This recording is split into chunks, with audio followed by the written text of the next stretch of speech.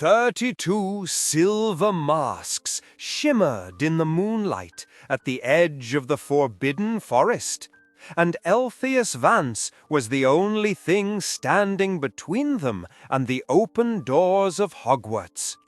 He was 19 years old. He was shivering, and he had exactly one spell that might work. The problem was, it was the same spell that had made him the laughingstock of the Ravenclaw common room for 6 years.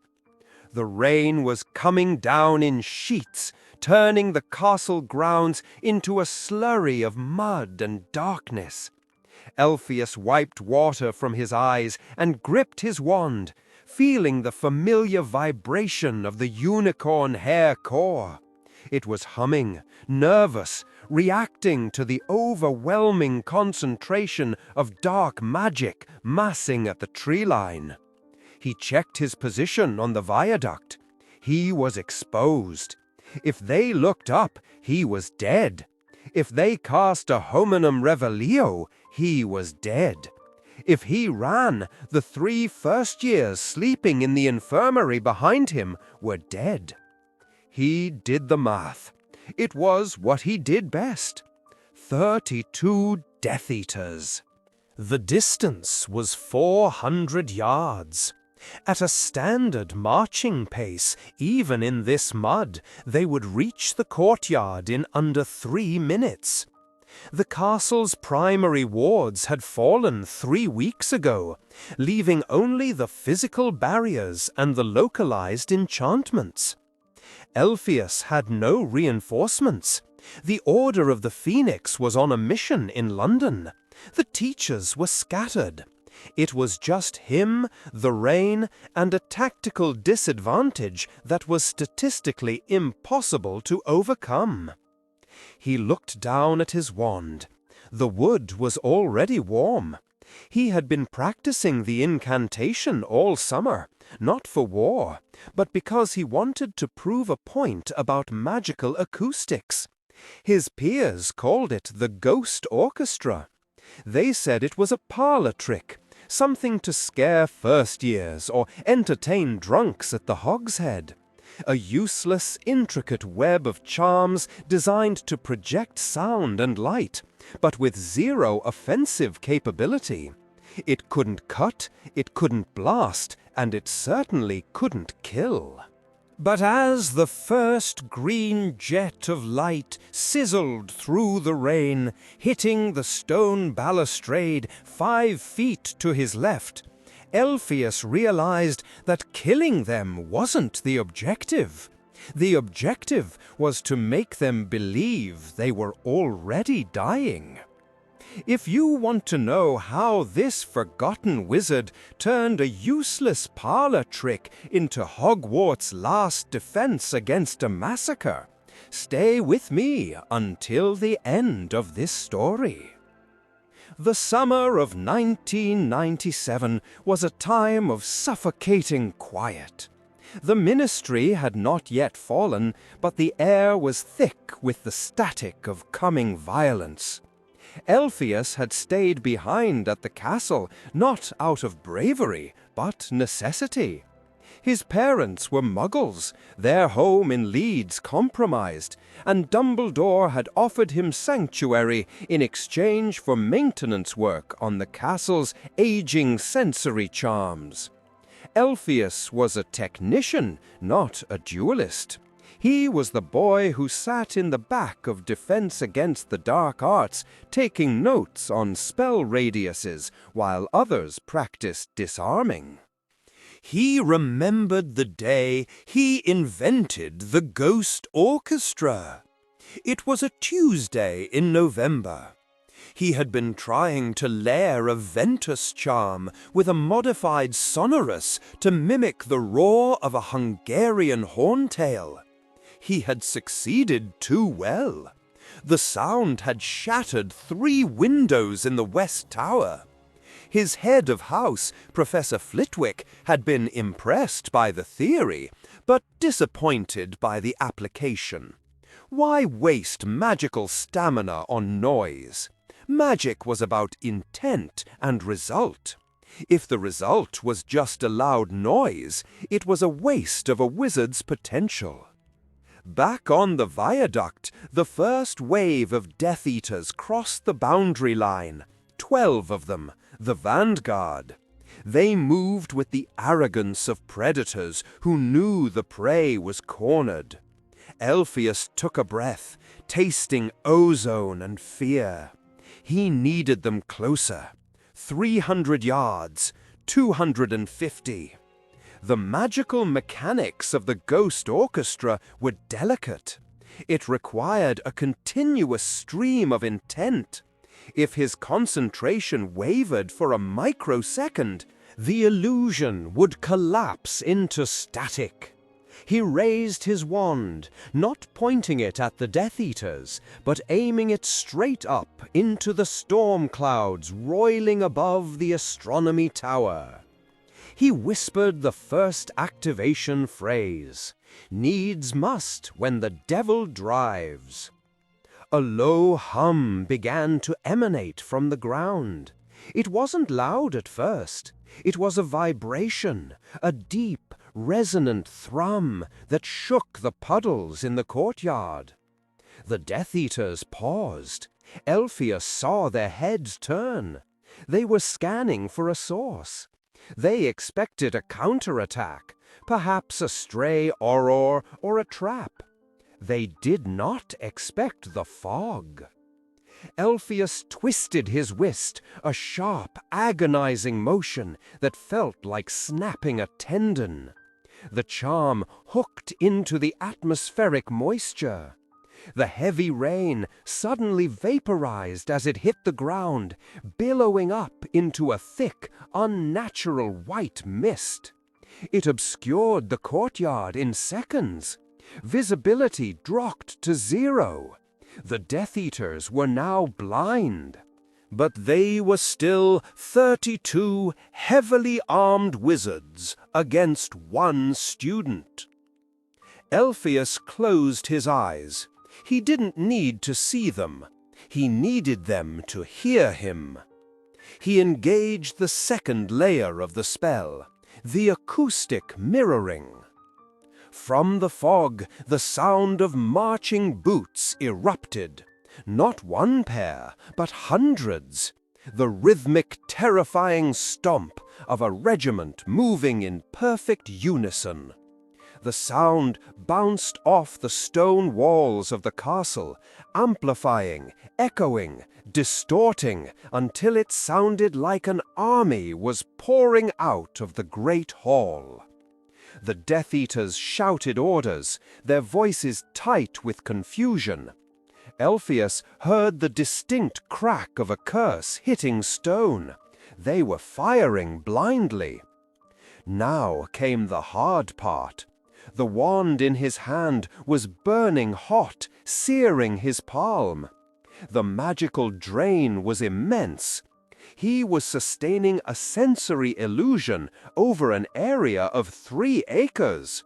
His vision blurred at the edges. He needed to escalate.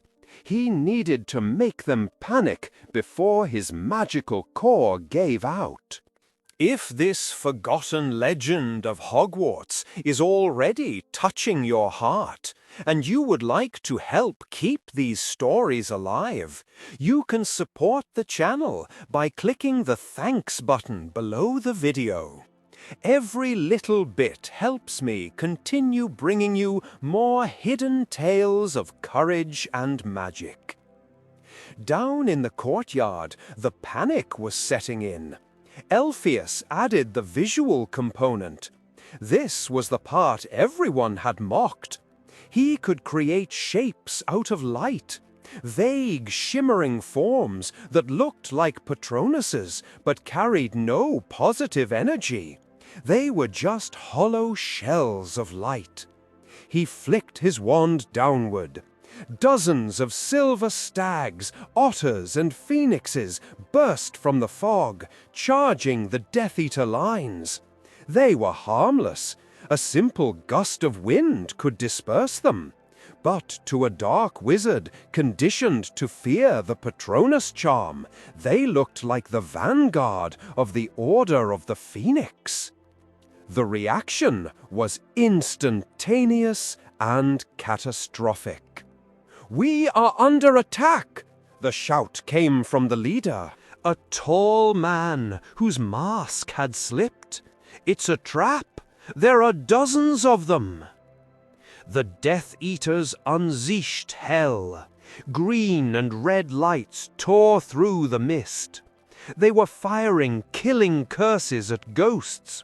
They were blasting apart the cobblestones of the courtyard. And in their confusion, in the tight formation they had held, they began to hit each other. Elphias watched from the viaduct, his knees buckling. He saw a jet of green light miss a decoy stag and strike a Death Eater in the shoulder. The man went down screaming.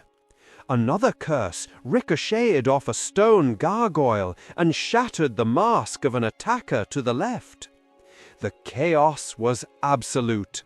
The ghost orchestra was conducting a symphony of friendly fire. But the spell was eating him alive.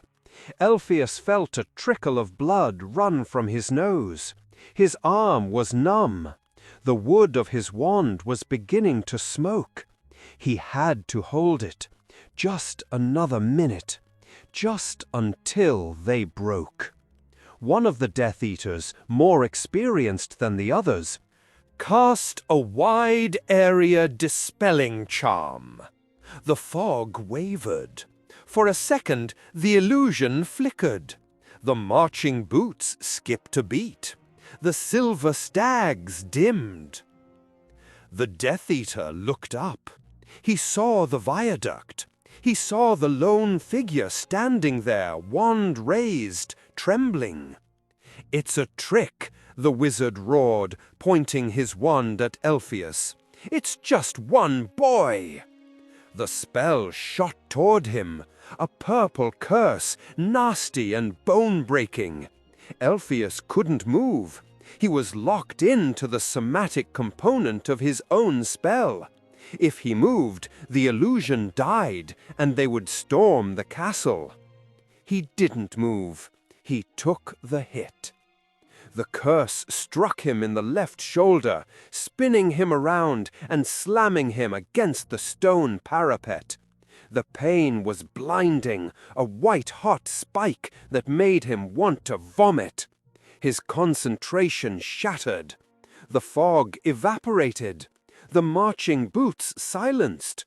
The silver ghosts vanished. Silence rushed back into the courtyard, heavy and condemning. 30 Death Eaters remained standing. They looked around, realizing there was no army. There were no Patronuses, just mud, rain, and one bleeding boy on a bridge. The leader snarled, raising his wand. "Kill him, slowly." Elphias lay on the wet stone, his vision graying out. He had failed. He had bought maybe 4 minutes. It wasn't enough. He gripped his wand, his fingers slick with blood. He had one trick left. The one he had never shown anyone because it was too dangerous. The finale of his symphony. The acoustic feedback loop. He didn't have the strength to shout. He didn't need to.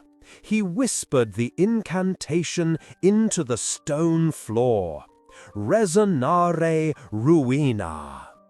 He targeted the dormant siege wards buried beneath the courtyard. They were ancient magic, designed to detect massive impacts like catapults or giants. They were currently inactive, sleeping, but Elphias knew that sound was just vibration, and vibration was just energy. He poured every last ounce of his remaining magic into a single focused sound wave directed straight down into the earth.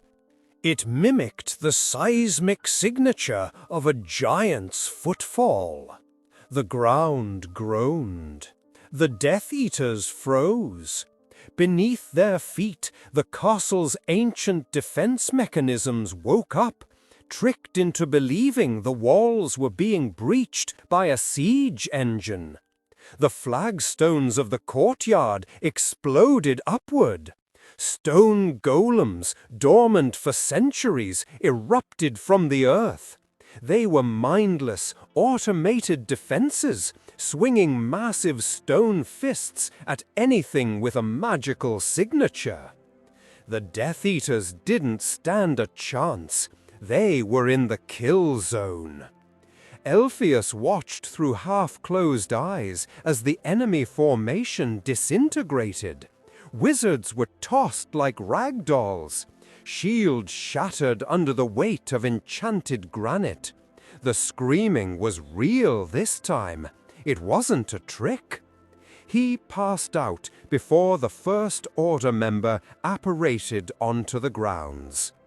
When he woke up, the rain had stopped. He was in the hospital wing, the smell of antiseptic sharp in his nose. His shoulder was bandaged and his arm was in a sling. The room was quiet. Sitting in the chair next to his bed was Kingsley Shacklebolt.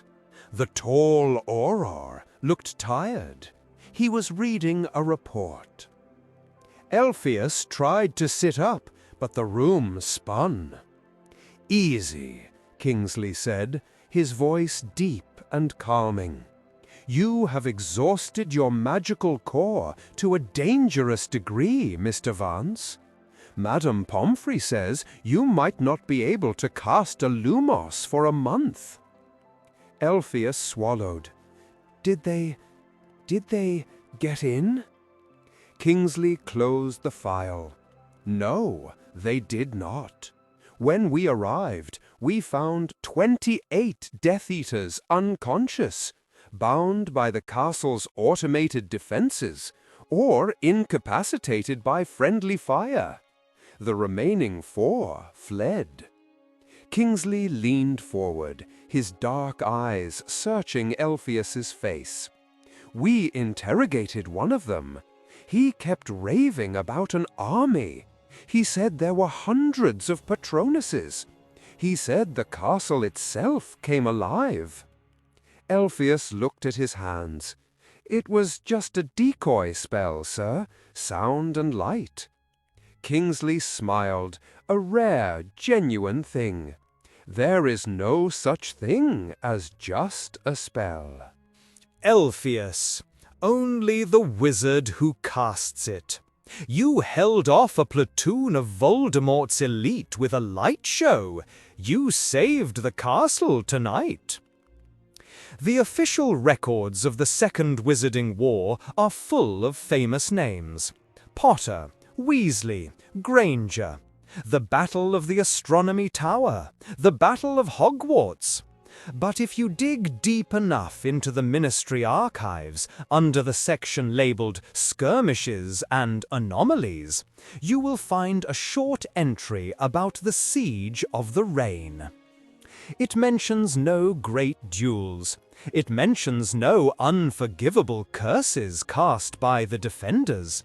It simply notes that on a rainy night in July, a tactical force of dark wizards was routed by a severe atmospheric disturbance and equipment malfunction.